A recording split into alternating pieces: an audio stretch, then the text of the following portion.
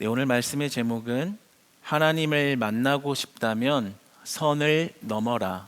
하나님을 만나고 싶다면 선을 넘어라 라는 제목으로 같이 말씀의 은혜 나누기 원합니다. 여러분, 우리가 크리스찬이라면 누구나 하나님을 만나고 싶을 것입니다. 단순히 만나는 것이 아니라 특별히 깊은 교제로, 깊은 만남으로 하나님을 뵙고 싶을 것입니다. 좀처럼 알 수 없는 하나님이 아니라, 좀처럼 잡을 수 없는 하나님이 아니라, 도무지 모르겠는 하나님이 아니라 정말 나와 가깝고 언제든지 나와 동행하시고 언제든지 나를 만나주시는 그런 하나님을 우리는 만나고 싶을 것입니다. 우리가 어떤 훌륭한 사람 한 사람을 알고 그 훌륭한 사람과 깊은 교제 관계를 맺기만 해도 굉장히 그것이 우리에게 기쁘고 좋은 일이 될 것입니다. 그런데 사실 창조주가, 그 모든 만물을 지으신 이가 나와 같은 작디 작은 인간을 깊이 있게 만나 주신다면 그것만큼 설레고 기대되는 복된 인생이 또 어디에 있을까요? 오늘 말씀은 하나님께서 하나님을 만나는 방법과 길을 알려주시는 말씀입니다. 오늘 본문에 이스라엘을 하나님이 만나 주시는데요, 우리가 그 하나님을 만나는 방법을 오늘 말씀을 통해 배움으로써 여러분이 하나님을 만나는 인생 되시기를 축복합니다. 여러분이 하나님을 만나는 인생 되시기를 축복합니다. 하나님과 동행하는 인생 되기를 원합니다. 하나님의 능력으로 살아가는 여러분 되시기를 주 안에서 소망합니다. 먼저 하나님은 어떤 분이신가요? 먼저 하나님은 편안한 존재가 아닙니다. 하나님은요, 편안한 존재가 아닙니다. 우리는 이 사실을 알 필요가 있습니다. 우리가 지난주에 이어서 보았을 때 하나님께서 이스라엘 백성과 선을 그으셨죠. 19장 12절로 13절을 보면 백성들이 산을 침범하지 못하게 하라. 누구든 이 경계선을 넘어오면 죽으리라. 하나님이 이스라엘과 선 그으셨습니다. 마찬가지로 오늘도 한 번 더 재차 이것을 강조하십니다. 21절에 가보면 백성을 경고하라. 백성이 밀고 들어올 때 이 선을 넘으면 많이 죽을까 하노라. 한 번 말하셨는데 또 한 번 더 이야기하시면서 선을 그으십니다. 이스라엘과 선을 긋는 하나님의 모습을 봅니다. 이것은 거룩한 존재 앞에 죄에 있는 자가 함부로 나올 수 없다라는 것을 알려주시는 것입니다. 그러니까 내가 하나님 앞에 마음대로 편안하게 나아갈 수 있는 존재가 아니라는 것을 인식시켜 주는 것이죠. 그래서 사도 바울은 예수 그리스도를 만났을 때 자신을 죄인 중에 죄인, 죄인 중에 괴수요, 사도 중에 가장 작은 자요, 나는 어리석은 자요, 나는 아무것도 아닌 자라라고 고백을 합니다. 이것은 바울이 자격지심을 가지거나 피해 의식 때문에 그러한 고백을 한 것이 아니라 크신 하나님의 권위, 거룩한 하나님의 권위를 바라볼 때 그 앞에 나아갈 수 없는 연약한 인간이라는 것을 영적으로 인식했기 때문입니다. 그래서 하나님의 거룩함에 비추어 보면 나는 죄인 중에 죄인이요, 죄인 중에 그것도 괴수라. 우리가 함부로 하나님께 편안하게 나아갈 수 있는 그런 존재가 아니라는 것을 바울은 알고 있었습니다. 하나님을 만난 자입니다. 우리는 하나님께 함부로 다가갈 수 있는 그런 존재가 아닌 것입니다. 사실 오늘 이 시내산의 모습을 그대로 우리의 삶에 만약에 적용한다면 우리가 그냥 성전에 들어오면 거기서 직사되는 거예요. 그 정도로 우리가 하나님을 이렇게 함부로 대할 수 있는 존재가 아니라는 것을 오늘 말씀은 이야기해 주는 것이죠. 특별히 오늘 하나님의 임재가 일어나기 전에 어떤 전조 증상을 보이십니다. 오늘 말씀을 보면 땅을 가른 듯한 큰 우레가 떨어졌고 우레소리가 났고 하늘을 찢을 기세에 번쩍이는 번개가 쳤고 빽빽한 구름이 그 시내산을 다 덮었습니다. 여기서 이 번개라는 말을 히브리어로 베라킴이라고 하는데, 이 베라킴이라는 말은 빠라크라는 말의 복수형입니다. 이것의 속뜻은 수없이 반짝거리는 번개들이라는 말입니다. 그러니까 단순히 번개가 한번 쳤다라는 것이 아니라 셀 수 없는 번개들이 계속해서 땅을 요동칠 만큼 번개가 쳤다는 것이고요. 특별히 빽빽한 구름이라는 것은 무겁다라는 뜻을 가지고 있습니다. 그 구름이 덮인 그 현장의 분위기가 무거웠다라는 거예요. 그 구름이 어떤 주는 그 무게감, 압도감이 굉장했다라는 거죠. 그리고 16절에 이어서는 모든 것을 집어삼킬 만한 매우 큰 나팔 소리가 났다라고 기록합니다. 어마어마한 초자연적인 스케일을 가지고서 하나님이 현현하시는 모습을 보게 됩니다. 그 자연의 웅장함이 얼마나 컸던지 16절에 보면 그 모습을 보면서 모든 백성이 다 떨더라 라고 기록을 하고 있습니다. 그러니까 무서웠다라는 거죠. 그냥 하나님이 아직 임재하기도 전에 그 전조 증상만 보았는데 그 자연이 주는 공포감에 압도되어서 사람들이 벌벌 떨었다라는 겁니다.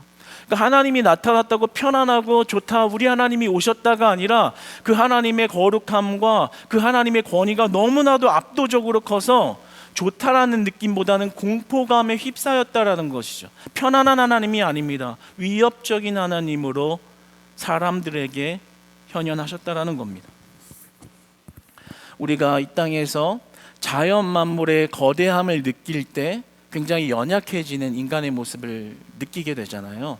저도 한날은 이렇게 산에 올라갔을 때 길을 한번 잃은 적이 있어요. 다행히 동네 산이었습니다. 그래서 길을 잃었지만 나갈 수 있을 거야. 못 나가면 누가 구조는 해줄 거야. 뭐 이런 생각은, 믿음은 들더라고요. 돌고 돌고 돌아도 계속 그 자리인 거예요. 가뜩이나 길친데. 그래서 계속 그 자리 돌다 보니까 이렇게 해도 지고 발도 아프고 배도 고프고 뭐 이런 상황이 된 겁니다. 별 생각이 다르더라고요. 동네 산이긴 하지만 이렇게 절벽도 이렇게 있어가지고 그 절벽을 물끄러미 이렇게 보고 있다 보니까 사람이 여기서 발 한 번만 삐까닥 하면 저기 굴러 떨어지면 오늘은 나 구조해 줄 사람도 없고 저기서 변사체가 되는 것이 그냥 일도 아니겠구나, 뭐 이런 생각을 하면서 그런 상상을 해보았어요. 무섭더라고요. 심지어 산은 가만히 있는데 저 혼자 쇼를 한 거죠. 그런데 오늘 본문의 모습을 한번 생각해 보면 자연이 그 정도로 땅에 지진이 일어나고 요동하고 모든 만물이 겁을 떨 정도로 자연을 주무르시면서 컨트롤하시면서 하나님이 등장할 때 실제로 우리가 이 신앙적인 상상력을 들어서 생각해 보면 얼마나 무서웠을까요? 그 자연이 자신들을 다 집어삼킬 정도로 공포감을 느꼈던 것입니다. 그런데 이 오늘 구약 말씀에 보여진 이 그림은 우리가 전설 같은 모습, 어떤 신화적인 모습으로 그렇게 놀라워하면서만 보면 되는 본문이 아닙니다. 하나님께서 이렇게 굉장히 드라마틱한 모습을 보여주시면서 현현하는 이유가 있으십니다. 그것은 아까 앞서 말씀을 나누었듯이 하나님의 존재를 인간에게 인식시켜주기 위해서 이러한 모습으로 등장하신 것입니다. 오늘 등장의 모습을 분석해 보면 자연을 컨트롤하시면서 초자연적인 초월성의 권위를 보여주시면서 등장하신 겁니다. 왜 이렇게 등장하셨을지 한번 곰곰이 생각해 보자고요. 왜 친구처럼 등장하지 않으셨을까요? 왜 편안하게 캐주얼한 모습으로 아주 그냥 가볍게 들어와서 얘들아 나 왔다라고 하지 않으셨을까요? 하나님의 신적 권위를 드러내신 겁니다. 인간과 하나님이 넘을 수 없는 선이 존재한다라는 것을 인식시켜 준 거예요. 그냥 마음대로 그냥 함부로 편하게 대할 수 있는 대상이 아니라는 것을 보여주신 것이죠. 여러분, 따라서 우리는 기억해야 합니다. 하나님은 우리가 캐주얼하게 함부로 대할 대상이 아니라는 점입니다. 하나님은 경외의 대상입니다. 하나님은 경외의 대상입니다. 하나님은 경배의 대상입니다. 하나님은 예배의 대상입니다. 우리의 소중한 마음과 정성과 뜻을 다하여 사랑하고 높여야 할 대상인 줄로 믿으시기 바랍니다. 그런데 우리 크리스찬들이 주로 하는 실수 한 가지는 내 입장에서 나 편안한 대로 하나님을 해석한다라는 거예요. 사랑의 하나님이라는 것 좋습니다. 친구 되시는 하나님 좋습니다. 그러한 하나님을 그렇게 대하는 것 좋습니다. 그러나 그와 동시에 친구 되시고 사랑 많은 하나님임과 동시에 하나님은 심판의 하나님이시며 경외의 대상이 되시는 하나님이시며 초월적인 권위를 가지고 모든 자연 만물을 다스리신 하나님이시며 또한 모든 역사의 주관자와 심판이 되시는 하나님인 것입니다. 따라서 내 좋을 대로 나 편한 대로 하나님을 대하는 식은 안 되는 것입니다. 하나님의 뜻에 나를 맞춰야 하는 것입니다. 그리고 하나님의 높으심 앞에 내가 철저하게 낮아지는 관계 속에서 우리는 올바른 하나님을 만날 수 있는 것입니다. 우리는 하나님을 늘 경외하는 대상으로서 예배해야 하고 하나님을 경외하는 마음으로 살아가야 합니다. 그렇다면 여러분들에게 오늘 현현한 하나님에 대해서 우리가 그 말씀을 은혜로 받을 때 여러분들에게 질문과 도전을 드립니다. 여러분은 어떠한 마음의 태도로 오늘 하나님을 만나러 나오셨습니까? 여러분, 하나님을 만난다는 게 이렇게 쉬운 일이 아니라는 것을 오늘 본문에서 보여주는 것을 우리가 볼 때 여러분 매번 하나님 앞에 나오는 마음이 어떠하신지요? 정말 어떤 정성의 마음을 가지고 어떤 경외함을 가지고 하나님 앞에 나오셨는지요? 우리가 하나님의 존전 앞에 나올 수 있는 것 자체가 큰 은혜인 줄 믿으시기 바랍니다. 여러분, 우리가 하나님 예배 앞에 이렇게 나올 수 있는 것 자체가 큰 은혜인 것입니다. 오늘 시내산을 우리의 예배 현장으로 대입해 보면 함부로 나아갈 수 있는 게 아닌 거예요. 나올 수 있는 대상이 아닌 겁니다. 그러나 그럼에도 불구하고 하나님 앞에 예배할 수 있는 것, 하나님 앞에 나올 수 있는 것은 우리가 특별한 은혜를 받았기 때문인 것입니다. 따라서 우리가 하나님의 말씀을 듣는 그 태도 또한 변화되어야 하는 것입니다. 하나님의 말씀을 들을 때 하나님을 경외하는 마음으로, 두렵고 떨리는 마음으로 하나님의 음성에 귀 기울일 수 있었으면 좋겠습니다. 지금 인간 설교자를 통해서 말씀이 선포되지만 여러분들은 하나님의 음성과 하나님의 초월적인 권위 앞에 부름받아 선 예배자인 줄 믿으시기 바랍니다. 그러니까 지금 이치현부 목사라는 사람 앞에서 설교를 듣고 있는 것이 아니라 하나님의 음성이 모든 만물을 다신 하나님의 권위가 여러분 앞에 임했다라는 그 영적인 시야를 회복할 수 있어야 돼요. 그렇다면 강의 듣듯이 편안하게 뭐라 하는지 들을 수 있는 말씀이 아니라 오늘 진정으로 죽어가는 나, 오늘 하루도 수없이 넘어졌던 나, 솔직히 인생의 방향을 찾지 못해 내 안에서는 너무나도 갈급하고 방황하고 있는 나를 살리실 수 있는 하나님이 오늘 등장하셨다는 그 하나님을 볼 수 있는 믿음이 회복되시기를 축복합니다. 그러면 그 하나님 앞에 경외함이 회복되는 거예요. 하나님, 오늘 한번 주시는 그 말씀이 내 문제를 정말 해결하실 수 있나요? 내가 하나님을 만나면 내 마음의 고민이 정말 해결될 수 있나요? 그 해결을 주시려고 하나님이 나를 부르셨다면 그 권위의 하나님, 거룩한 하나님 오늘 만나게 하여 주시옵소서. 하나님을 대하는 태도, 하나님의 말씀을 듣는 그 태도가 다 변화되는 것이죠. 오늘 이스라엘을 만난, 이스라엘에게 등장한 하나님처럼 여러분이 하나님을 경외하는 태도와 경외하는 신앙이 회복되는 은혜 있으시기를 주님 안에서 축복합니다. 그 하나님은 여러분의 인생을 바꿔 놓으실 것입니다. 그 하나님은 여러분의 인생을 축복하십니다. 그 하나님은 여러분의 인생길을 복되게 하십니다. 오늘 그러기 위해서 오늘 이스라엘 앞에 등장한 것입니다. 그렇다면 여러분, 이런 하나님을 우리는 어떻게 만날 수 있을까요? 분명히 하나님과 우리의 선이 있습니다.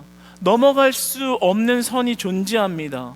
넘어가면 죽을 수밖에 없는 선이 존재합니다. 그런데 우리는 이런 하나님을 어떻게 가깝게 깊은 교제의 단계로 만날 수 있을까요? 오늘 분명히 이스라엘과 하나님은 선이 존재하지만, 침범할 수 없는 경계선이 존재하지만 그 선을 연결하시는 통로를 확보하십니다. 그 연결 통로는 바로 모세입니다. 중보자를 세웠습니다. 중보자 모세를 통해서 그 선을 연결하십니다. 오늘 본문 20절의 말씀을 같이 한번 한 목소리로 읽어보겠습니다. 시작. 여호와께서 시내산 곧 그 산 꼭대기에 강림하시고 모세를 그리로 부르시니 모세가 올라가매. 이스라엘 백성들은 그 경계선을 못 넘어가게 했지만 하나님께서 모세 한 사람은 그 하나님이 현현한 시내산 꼭대기로 부르셨습니다. 선을 넘어가게 하신 거예요. 그리고 나서 그 하나님의 말씀을 모세를 통해서 또다시 이스라엘에게 내려서 소통하십니다. 그러니까 이스라엘과의 선이 존재하지만 그 선과의 연결을 중보자 모세를 통해서 일하셨다라는 것이죠. 이것이 왜 우리에게 중요하냐면 모세가 예표하는 것은 바로 신약의 예수 그리스도의 모습이기 때문입니다. 오늘날 우리와 하나님 사이의 중보자는 바로 예수 그리스도가 되시는 것입니다. 오늘 디모데전서 2장 5절의 말씀을 한번 같이 읽어보도록 하겠습니다. 시작. 하나님은 한 분이시요 또 하나님과 사람 사이의 중보자도 한 분이시니 곧 사람이신 그리스도 예수라. 아멘. 하나님은 한 분이시요 하나님과 사람 사이의 중보자도 한 분이시니 곧 사람이신 그리스도 예수라. 그러니까 우리가 하나님께 사실 나아갈 수 없는 존재임은 분명해요. 우리는 죄 있는 자고요. 죄 있는 자가 하나님의 울타리 안에 그 선을 넘어서 들어가면 바로 죽을 수밖에 없는 것입니다. 우리는 그런 존재고 그런 관계를 하나님과 맺고 있습니다. 그러나 그 침범할 수 없는 선을 무엇으로 허무셨죠? 바로 예수 그리스도로 허무신 겁니다. 오늘 그 시내산에선 모세를 통해서 허무신 것이죠. 오늘 히브리서 10장 19절의 말씀을 한번 같이 읽어보도록 하겠습니다. 시작. 그러므로 형제들아 우리가 예수의 피를 힘입어 성소에 들어갈 담력을 얻었나니. 아멘. 그러므로 형제들아 우리가 예수의 피를 힘입어 중보자 예수 그리스도 때문에 우리는 성소에 들어갈 담력을 얻었다. 우리 나아갈 수 없는 존재라니까요. 두려움에 떨어야 되는 존재라니까요. 하나님 말씀대로 안 하고 침범했다가 죽어야 되는 존재라니까요. 그런데 그 나아갈 수 없는 관계에도 불구하고 예수의 피를 힘입어 성소에 들어갈 담력을 얻었다. 공포에 떨고 죽을 수밖에 없는 존재가, 하나님 앞에 나아갈 수 없는 존재가 성소로 나아갈 수 있는, 선을 넘어갈 수 있는 담력을 얻었다. 중보자 예수 그리스도로 말미암음입니다. 그러니까 우리가 하나님을 정말 만난다는 것은요, 오직 그리스도로만 가능한 것이고 그리스도를 통해서만 하나님과의 깊은 교제가 일어날 수 있는 것입니다. 그러니까 우리는 예수 그리스도의 은혜 안에 있는 것이죠. 무서운 하나님이지만, 그냥 나아갔다가는 죽을 수밖에 없는 공포스러운 하나님이지만, 예수 그리스도로 말미암아 여러분은 그 선을 넘어 성소로 나아올 수 있는 담력과 은혜를 입은 것입니다. 할렐루야. 우리는 살아 있습니다. 네. 성소를 넘어왔지만 그리스도의 은혜로 살아난 것입니다.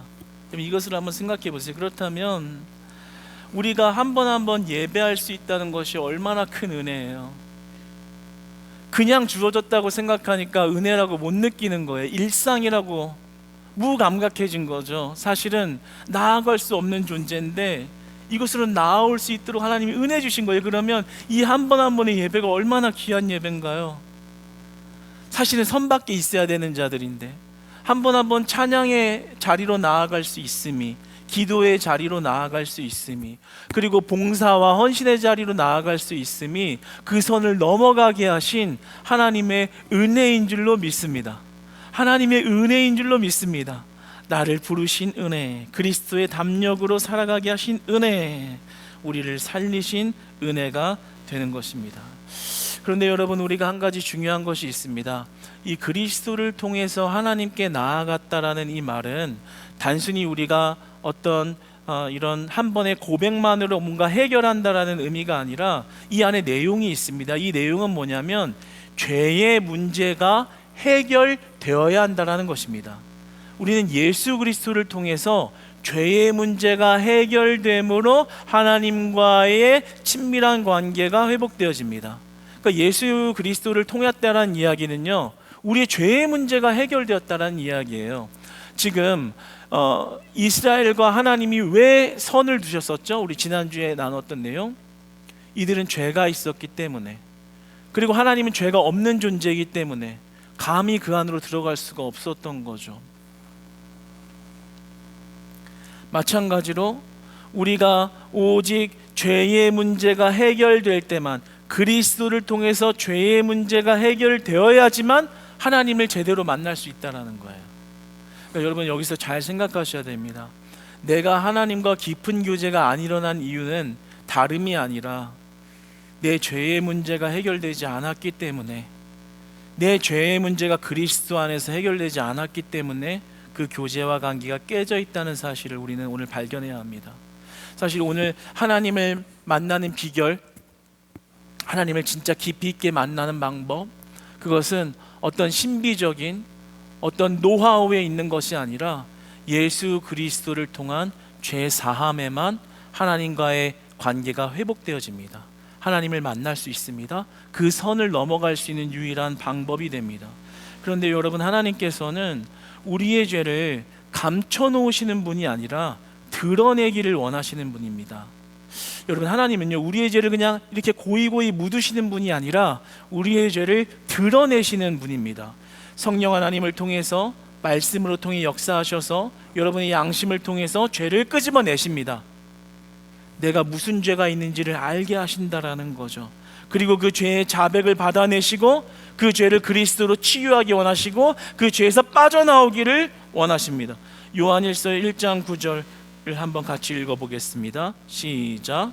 만일 우리가 우리 죄를 자백하면 그는 미쁘시고 의로우사 우리 죄를 사하시며 우리를 모든 불의에서 깨끗하게 하실 것이요. 죄를 묻어두시는 분이 아니라 죄를 드러내신다는 거, 자백하게 하신다라는 거예요. 그리고 그 의로우신 분은 그 죄를 사하여 주셔서 우리를 모든 불의에서 깨끗하게 하시는 분이라는 거예요. 그래야만 하나님을 만날 수 있다라는 겁니다. 그래야만 진짜 하나님과의 깊은 교제가 일어나고 하나님이 역사하시는 삶, 하나님의 능력을 받아 살아가는 삶이 회복된다라는 거죠. 죄 문제 해결 없이 하나님을 만나는 은혜가 있을 수 없다라는 것입니다. 드러내신 죄를 그리스도로 해결받고 그 죄로부터 빠져나올 때 우리는 그 선을 넘어 현현하신 하나님의 형상 가운데 하나님을 만날 수 있는 것입니다. 그렇다면 우리는 생각해야 합니다. 하나님을 만나는 것이 노하우의 어떤 은사 한 번에, 어떤 은혜 한 번에 일어나는 것이 아니라 진정으로 그리스도를 통한 죄의 회복이, 죄를 끊어내는 일이 삶에서 일어날 때 그것이 시온의 경계선을 넘어 성소로 나아가는 담력을 얻어 하나님을 만나는 장소가 된다는 사실입니다. 그러므로 여러분, 오늘이든 지금이든 언제든 말씀을 듣는 순간에 기도할 때 성령 하나님이 역사하셔서 여러분의 죄를 드러나게 하시면 자백하십시오. 하나님 앞에 다 드러내십시오. 그리고 은밀한 죄가 있습니까? 누구에게 말하기 어려운 죄가 있습니까? 은밀한 시간, 누구도 들리지 않는 그곳으로 나아가 하나님과 독대하며 하나님 앞에 죄를 쏟아내십시오. 그리고 그 죄를 만져주실 하나님의 은혜를 구하십시오. 고해성사하는 게 아닙니다. 이제 더 이상 그 죄의 종노릇하지 아니하고 예수 그리스도가 역사하신 삶의 변화를 소망하는 것입니다. 그 죄로부터 자유하게 하시는 하나님의 은혜를 우리는 갈망하고 경험해야 합니다. 하나님을 만난다는 것은 단순히 기적을 받고 내가 뭔가 은사가 나가면 크게 하나님을 만나는 것이 아닙니다. 진정으로 우리의 죄가 그리스도부터 해결되어지고 그 죄의 종노릇함으로부터 자유하여질 때 하나님의 평강이 임하기 시작합니다. 그러므로 우리는 혹시나 오늘 말씀에 비추어 볼 때 내가 이 예배를 한 번 한 번의 예배를 형식적으로 드리고 있었다라면, 그런 마음의 무게감을 주셨다면 우리는 변화되어야 합니다. 오늘 이제는 예배를 정성을 다하여 마음으로 준비하고 하나님을 경외하는 신앙으로 주님 앞에 나아가는 것이죠. 그것에 하나님을 만나는 길이 있습니다. 그곳에서 하나님이 여러분을 만나 주십니다.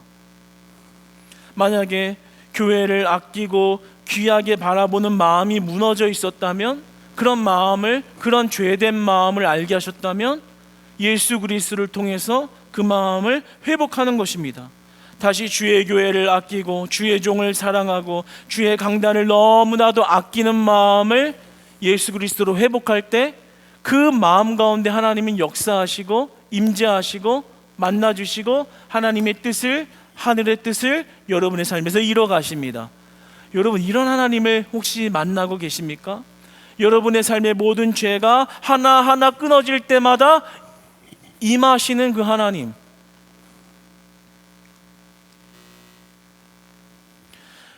여러분이 아직도 끊어내지 못한, 그리고 나만 알고 있는 그런 죄를 그냥 무시하고 인생은 그런 거지, 친구의 하나님은 다 봐주시잖아 라고 하면서 그 죄를 묵인하고 그냥 쌓아두며 지나갈 때 우리는 그 선을 넘어갈 수 없는 겁니다. 하나님을 못 만나는 거예요. 하나님을 만날 수 있는 기회가 없는 거예요. 그러나 오늘 말씀으로 어떤 은혜를 주십니까? 하나님이 그 선을 넘어가게 하신다잖아요. 예수 그리스도로 말미암아 말입니다. 그러니까 우리가 하나님 앞에 무너진 관계를 회복한다는 것은요, 온전히 하나님 앞에 나는 죄인 중에 죄인이요 괴수 중에 괴수요, 나는 아무것도 아닌 자요, 하나님 주님의 거룩함 앞에 나아갈 수 없습니다. 오늘도 얼마나 많은 죄를 짓고 이 자리에 나온지 모릅니다. 시기했습니다, 질투했습니다, 미워했습니다, 분노했습니다, 욕했습니다, 모함했습니다, 뒷담화했습니다, 분열했습니다, 내 욕심만 차렸습니다. 얼마나 많은 죄를 가지고서도 다시 그 죄를 드러낼 수 있는 기회를 그리스도로 부여하셔서 다시 하나님과의 친밀한 관계로 나아가기를 원하는 하나님의 부르심이 있는 거예요. 그러니까 사랑하는 여러분, 우리가 진짜 하나님을 만날 수 있는 기회, 오직 그리스도를 통해서 자꾸만 여러분 안에 있는 죄가 삶에서 떠나가는 은혜 있기를 소망합니다. 죄가 무너질수록 그리스도의 생명력이 여러분의 삶을 다스리시는 은혜의 회복이 있기를 주님 안에서 축복합니다. 죄의 부분 때문에 하나님 관계가 막혀 있다는 부분을 오늘 말씀으로 은혜 받기를 원하는 것이죠. 사실 이렇게 죄를 강조하는 게, 죄를 해결받아야 된다는, 죄의 사함을 받아야 된다는 게 무거운 말씀인 줄 압니다. 그러나 우리에게 큰 소망과 은혜와 위로되기 원하는 것은 이것을 그리스도가 해결하시고 여러분의 삶의 죄의 문제를 해결하실 때 진짜로 신의 산 위에 현현하신 하나님의 임재와 하나님의 능력이 여러분의 삶에 나타나기 시작한다는 겁니다. 여러분, 정말 그런 경험 많이 하시기를 축복합니다. 오늘의 말씀이 여러분 안의 삶에 많은 열매 맺으시기를 축복합니다. 정말 여러분 안에 끙끙 앓고 있는 죄 드러내셨다면요, 그거를 막 이렇게 눌러서 그냥 놓고 그냥 내 인생 다음날 또 이렇게 살아야지가 아니라요, 정말로 독방으로 들어가세요. 혼자 있는 방에서 무릎 꿇고 기도하시고요, 안 되면 빈자리 찾아가서 구석탱이에서 하나님 붙잡고 엉엉 울면서 기도하세요. 그 죄를 정말로 씻어내시고 삶에서 그 죄의 문제가 해결될 때 하나님은 우리를 만나주신다라고 약속하시는 분입니다. 그리고 미쁘고 의로우신 분의 역사가 그 삶을 복되게 하신다라고 우리에게 약속하십니다. 저는 여러분이 오늘 말씀의 은혜로 말미암아 기쁨이 회복되기를 원합니다. 감사가 회복되기를 원합니다. 평강이 마음 안에 흘러넘치기를 원합니다. 넘어질 수도 있습니다. 실수할 수도 있습니다. 그러나 또다시 그리스도의 능력을 의지하여 그 성소로 나아갈 담력을 얻어 우리는 하나님과 가까운 관계로, 하나님이 계신 곳으로, 하나님이 계신 신의 산으로 올라가야 할 줄로 믿습니다. 사랑하는 여러분, 말씀을 맺겠습니다. 여러분, 우리는 하나님을 함부로 만날 수 있는 존재가 아니고 하나님을 함부로 대해서도 안 되는 존재입니다. 그래서 하나님께 늘 죄인이고 연약할 수밖에 없는 존재입니다. 그러나 하나님께서 그 선을 넘어가게 하셨습니다. 그리스도로 말입니다. 그러므로 우리는 그리스도로 선을 넘어야 하나님을 만나는 은혜에 들어가는 것입니다. 그리스도로 죄가 끊어져야 하나님의 거룩한 삶이 열려지는 것입니다. 오직 그리스도로 그 죄의 문제를 넘어가 진정한 하나님의 울타리 안에 들어가셔서 하나님을 만나셨을 때 주시는 평강과 축복과 은혜를 경험하셔서 이제는 하나님에 의해서 살아가는 복된 삶이 활짝 열려지시기를 주님 안에서 진심으로 사랑하고 축복합니다.